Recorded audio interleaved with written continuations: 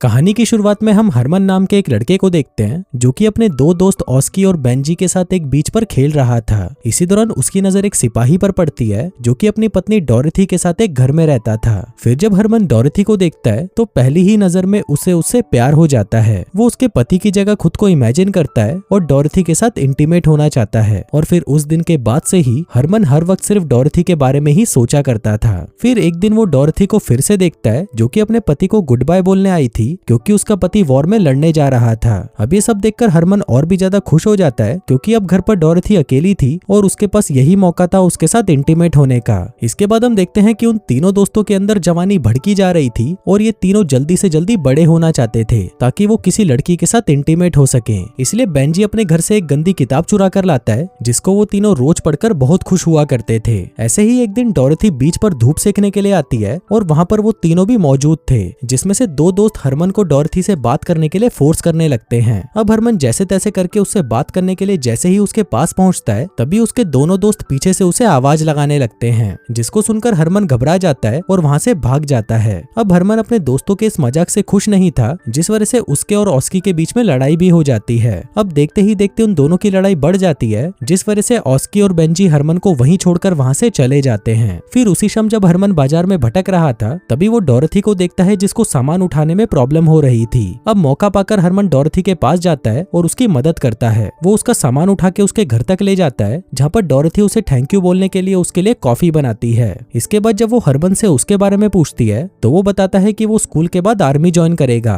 वो अपने आप को अपनी उम्र से बड़ा दिखाना चाहता था, इसलिए वो कहता है कि मैं कॉफी पीता हूँ, वो भी बिना दूध की, क्योंकि दूध तो तुम मुझे बाद में पिला ही दोगी। इसके साथ ही वो डोरिथी को अपने बारे में बहुत सारी झूठी बातें बोलने लगता है जिससे डोरिथी को ये लगे कि हरमन कोई बच्चा नहीं है। फिर उसके घर से बाहर आने पर उसे उसके दोस्त मिलते हैं जो उसे कहते हैं कि हमने 3 लड़कियों का जुगाड़ कर लिया है और उनके साथ आज रात हम मूवी देखने जाएंगे। फिर उसी रात वो तीनों छोटा भीम की मूवी देखने जाते हैं जहाँ पर वो तीनों लड़कियां भी आ जाती हैं। तभी उनको देखकर अचानक बेंजी घबरा जाता है और डर कर वहाँ से भाग जाता है। अब वहाँ पर ये दोनों ही बचे थे, इसलिए उन तीनों लड़कियों में से एक लड़की को वहाँ से भगा दिया जाता है और बाकी बची हुई दोनों लड़कियां हरमन और ऑस्की के साथ मूवी देखने के लिए अंदर चली जाती हैं। वहीं जब हरमन अंदर जा रहा था तभी उसे वहाँ पर डोरिथी मिलती है जो उससे कुछ जरूरी काम करवाने के लिए अगले दिन उसे अपने घर पर बुलाती है। अब दोस्तों आप खुद ही समझ लो कि वो जरूरी काम क्या होगा। अगले दिन हरमन नहा धोकर सीधा डोरिथी के घर पहुंचता है, ये सोचते हुए कि आज पूरी रात वो उसके साथ इंटीमेट होगा। लेकिन वहां पर पहुंचते ही डोरिथी उसे अपने घर का काम करवाने लग जाती है। फिर काम पूरा होने पर हरमन जैसे तैसे करके उसे अपनी दिल की बात बता देता है और कहता है कि मैं तुम्हें पसंद करता हूँ। अब ये सुनकर डोरिथी मुस्कुराने लगती है और हरमन के माथे पर एक किस देती है। अब यहाँ पर हरमन डोरिथी से प्यार करने लगा था, इसलिए वो अपने दोस्त ऑस्की को ये सारी बातें बता देता है। पर ऑस्की का ध्यान तो सिर्फ एक ही चीज पर था और वो हरमन को यही एडवाइस देता है कि जल्दी से जल्दी तुम डोरिथी के साथ इंटीमेट हो जाओ। इसके साथ ही वो हरमन को ये भी बताता है कि वो आज रात उन दोनों लड़कियों को बीच पर ले जाने वाला है जहाँ पर हम सभी मिलकर पार्टी करेंगे। फिर रात को ऑस्की अपनी गर्लफ्रेंड के साथ इंटीमेट होने के लिए उसे अपने साथ जंगल में ले जाता है और वहीं हरमन दूसरी लड़की के साथ बीच पर बैठा बातें कर रहा होता है। इस लड़की को ये पता नहीं था कि ऑस्की उसकी दोस्त के साथ क्या कर रहा है, लेकिन जब उसे इस बात का पता चलता है कि वो दोनों यहाँ पर उसके साथ इंटीमेट होने आए हैं तो वो लड़की डर कर वहाँ से भाग जाती है। अब पूरी रात हरमन उसी बीच पर अकेला घूमता रहता है और फिर सुबह होते ही वो डोरिथी से मिलने उसके घर चला जाता है। वहाँ जाकर वो देखता है कि डोरिथी किसी को चिट्ठी लिख रही थी। हरमन उसे पूछता है कि अगर आज रात मैं तुम्हारे घर पर रुक जाऊं तो तुम्हें कोई प्रॉब्लम तो नहीं है। डोरिथी कहती है कि मुझे तो अच्छा लगेगा कि तुम मुझसे मिलने आओगे।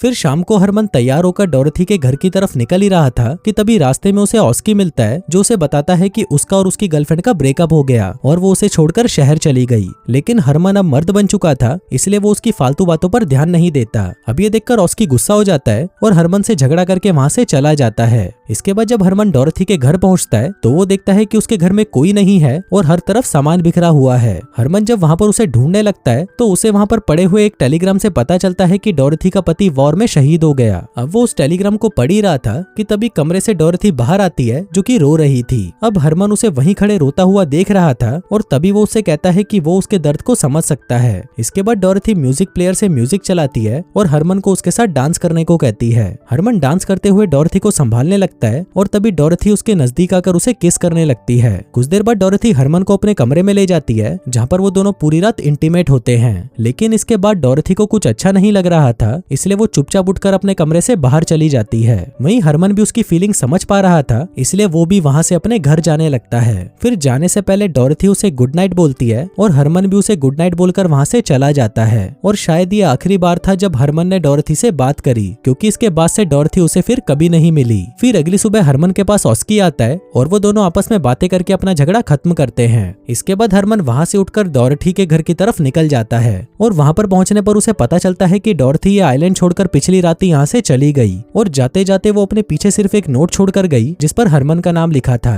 फिर हरमन उस नोट को लेकर वहीं बैठ जाता है और उसे पढ़ने लगता है। उसमें डॉरेथी ने लिखा था कि उसे ये आइलैंड छोड़कर अपने घर वापस जाना होगा, क्योंकि अब उसे बहुत सारे अधूरे काम पूरे करने हैं। साथ ही उसने ये लिखा कि उसे उम्मीद है कि वो उन दोनों के बीच में जो कुछ भी हुआ उन चीजों को समझेगा और डॉरेथी को गलत नहीं मानेगा। वो हरमन को हमेशा याद रखेगी और उम्मीद करती है कि वो हमेशा खुश रहेगा। अब ये सब बातें पढ़कर हरमन उस दिन के बाद से हमेशा डॉरेथी को याद करता था और उस दिन के बाद से उसने डॉरेथी को कभी नहीं देखा और न ही उसे उसकी कोई खबर मिली। अब अपने साथ हुए इस इंसिडेंट ने हरमन को हमेशा के लिए बदल दिया और इसके बाद अब वो एक मैच्योर इंसान बन चुका था। और दोस्तों, इसी के साथ ही ये कहानी यहीं खत्म हो जाती है।